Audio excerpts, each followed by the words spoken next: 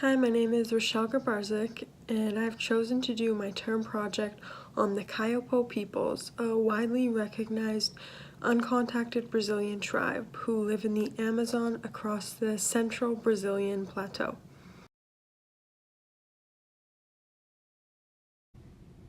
The Kayapo population is approximately 7,096 people, spread out in around 50 different villages.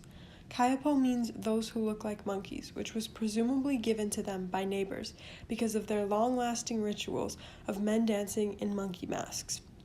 They refer to themselves not as Kayapos, but as Mbengokra, meaning the men from the water place. They speak the Kayapo language that belongs to the Zhe linguistic family. The language differs slightly between different groups. They legally own approximately 110,000 square kilometers of land, which they must continue to defend from loggers, ranchers, miners, and colonists, including their borders of 250 kilometers. Here on this map of Brazil, in the red, shows the land of the Kayapo. I wanted to share this quote from an article that I think perfectly describes the colonization and effects of colonization the Kayapo have experienced. Since the initial arrival of Europeans around 500 years ago, the Kayapo have experienced forced migration further west into the rainforests as a result of invasions. They have completely lost land and habitat, and they have also suffered from the introduction of disease that accompanied the arrival of outsiders. The Kayapo have a very decorative and distinct appearance, using many colors, paints, beads, and feathers. They share the belief that their ancestors learned how to live in a community from social insects, such as bees, which is why mothers and children paint each other with patterns that look like animals or insect marks. The women shave distinct V shapes into their scalps, and older men wear discs in their lower lips and wear ceremonial Kayapo headdresses with feathers that represent the universe. The rope of the headdress is a symbol for the cotton rope because the first Kayapo is believed to have descended from the sky. In both photos, you can see the use of colors and feathers, as well as the men's headdresses and the shaved V in the women's scalp. The Kayapo diet is constantly changing due to their contact with the outside world. Because they are so close to the river, fish are their main source of protein. They also eat fruits, nuts, vegetables they harvest, and will sometimes hunt animals such as monkeys and turtles. Some Kayapo communities rely on agriculture to produce food. They use approximately 250 different food plants and 650 different medicinal plants that are found within their villages. In everything they do, including their utilization of the land for agriculture, the Kayapo are non-destructive to the land and nature, but they do require a large area of land for it. The specific type of shifting agriculture used for most Kayapo communities is the slash and burn technique.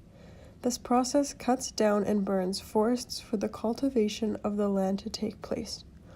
Old fields still have their importance as they are used for the concentration of medicinal plants. Herbs and roots found in the jungle with health and medicinal qualities are an essential part of their medicine, as well as their medicine man. The Kayapos built their villages into a circle to represent the heart of social and ritual organizations. In the middle of the village is the men's house, in which political meetings take place daily, and the plaza, where activities take place. Surrounding it is their huts, in which often families and/or extended families live in. Chiefs are in charge of their society. However, there are multiple chiefs for each group. To become a chief, one must extensively follow and learn from an experienced chief. The Kayapos teach their children skills that are needed to survive in the rainforest, including hunting, fishing, and making canoes. Girls specifically are expected to know beading, body painting, and cooking.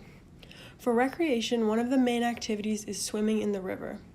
Intricate crafts such as making jewelry and headdresses, as well as storytelling, which is an important aspect of their culture and a form of recreation and entertainment. It can also be used to share Kayapo legends and preserve an identity of their people. Some tribes that have had contact with outsiders play soccer. The first photo is an example of what a Kayapo village may resemble, in a circle with the individual families' huts on the outside and the political and community activities taking place in the middle. The second photo is an example of a bracelet that a Kayapo person has crafted. And the third photo shows children swimming in the river, as previously mentioned, a popular activity for them. To Kayapos, singing, dancing, and chanting are essential to their lifestyles. Often men and women sing while they work or hunt. They may even use sticks to beat rhythms. Ceremonial life is very important and occurs often. Traditional ceremonies mark times such as the beginning and end of seasons, as well as rites of passage. Ceremonies are often linked to their holidays. For example, the dry season celebration, Bemp, also includes marriage rites and naming ceremonies. Kayapo events are not divided into secular and religious occasions. Every element of their society is interconnected.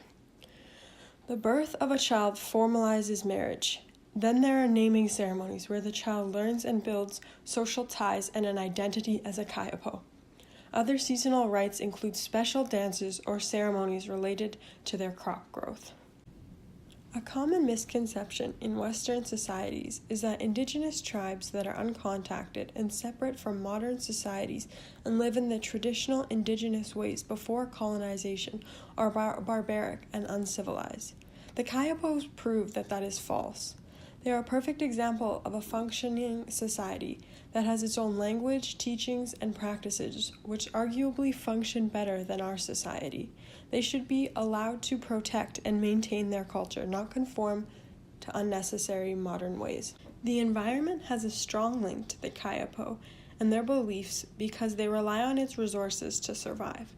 The Kayapos are often known as the guardians of the rainforest because they constantly defend and protect the world's rainforests and ecosystems for everyone to enjoy. The Kayapo peoples are essential to the protection of the Brazilian rainforests and overall the environment.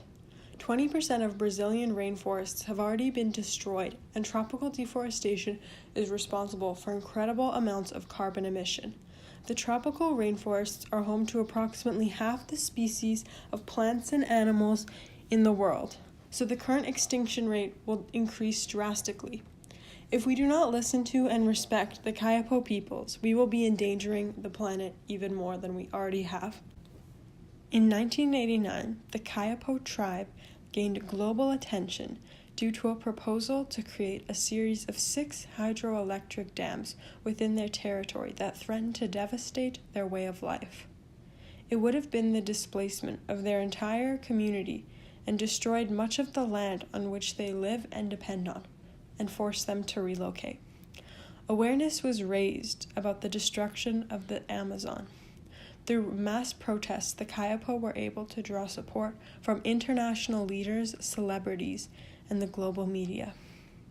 The protesters had a mass rally in 1989 that drew the eyes of the world, so eventually the World Bank was pressured into denying the loan that would have funded the creation of the dams. In May 2008, once again, the Kayapos faced the prospect of damming. The proposal of a huge hydroelectric dam spanning the Zinu River, which would once again threaten their homes and the environment. The Brazilian government has abandoned their previous commitment to environmental and human rights legislation by supporting the dam's creation. They bow under increasing pressures from international mining companies, even when experts claim these dams would be the least efficient in the world and would expose the Kayapo to malaria and other diseases. In 2011, a full license to construct the dam was issued. The license and the construction of the dam have been involved in federal court battles. However, the current ruling is that the construction is allowed. This powerful image shows Chief Rayoni Metukatire receiving the worst news of his life after the president of Brazil gave her approval for the construction of a hydroelectric dam, meaning all the tribes living on the river shore must find another place to live, along with deforestation, destruction of natural habitat, and the disappearance of plants and animals.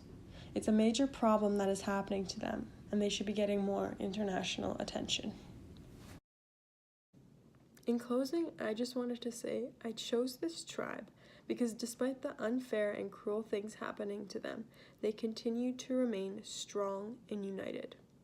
Despite the fact that the Kayapos are minorities who do not have a large population or lots of resources or experience with outside societies, they are still able to create great change for immensely important issues and injustices.